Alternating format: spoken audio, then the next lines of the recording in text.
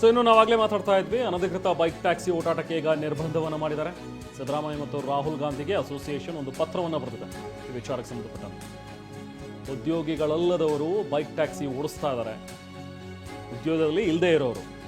So Covid ನಂತರ ಬೇರೆ ಎಲ್ಲೂ ಉದ್ಯೋಗ ಸಿಗಲಿಲ್ಲ, ಪಾಪ ಅವ್ರು ಬೈಕ್ ಟ್ಯಾಕ್ಸಿಯನ್ನು ಓಡಿಸಿ ಜೀವನವನ್ನು ಮಾಡ್ತಾ ಇದ್ದಾರೆ. 1 ಲಕ್ಷಕ್ಕೂ ಹೆಚ್ಚು ಜನ ಈ ಕೆಲಸ ಮಾಡ್ತಾ ಇದ್ದಾರೆ. ಅವರು ಎಲ್ರಿಗೂ ಕೂಡ ಎಂಪ್ಲಾಯ್ಮೆಂಟ್ ಹೋದಂತಾಗಿದೆ. ಸೊ ಅಂಥೇಳಿ ಈ ಟ್ಯಾಕ್ಸಿ ಅಧ್ಯಕ್ಷ, ಓನರ್ ಒಂದು ಸಂಘದ ಅಧ್ಯಕ್ಷ ಮಾತಾಡಿದ್ದಾರೆ. ಬನ್ನಿ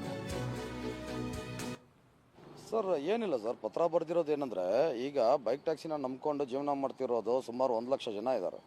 1 ಲಕ್ಷ ಜನ ಅಂತ ಹೇಳೋಕೆ ಬದಲು ಅದನ್ನು ನೀವು ಮಲ್ಟಿಪ್ಲೈ ಮಾಡಿದ್ರೆ ಒಂದು 2-3 ಲಕ್ಷ ಜನ ಇದನ್ನು ನಂಬ್ಕೊಂಡು ಬದುಕ್ತಾ ಇದ್ದಾರೆ. ನಾವೇನಂತಿರೋದು, ಬ್ಯಾನು ಏನಕ್ಕೆ? ಗವರ್ಮೆಂಟ್ ಹೈಕೋರ್ಟ್ ತಾನೇ ಆದೇಶ ಕೊಟ್ಟಿರೋದು, ಬ್ಯಾನ್ ಮಾಡಿ ಅಂತಲ್ಲ, ರೂಲ್ಸ್ ಆ್ಯಂಡ್ ರೆಗ್ಯುಲೇಟ್ ಮಾಡಿ ಅಂದ್ಬಿಟ್ಟು.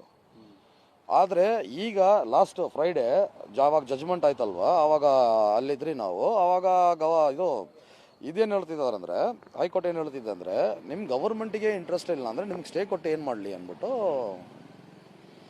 ಒಂದೇ ಸತಿ ಬ್ಲಾಂಕೆಟ್ ಬ್ಯಾನ್ ಅಂತಾರೆ, ಗೊತ್ತಾ? ಆ ಥರ ಆಗೋಯ್ತು ಇದು. ಈಗ ಏನು ಮಾಡಬೇಕು ಅಂತೀರಿ ಸರ್? What next? ಸರ್, ನಾನು ಗವರ್ಮೆಂಟಿಗೆ ಕೇಳ್ತಿರೋದು, ಏನಕ್ಕೆ ಇಂಟ್ರೆಸ್ಟೆಡ್ ಇಲ್ಲ? Economy is growing.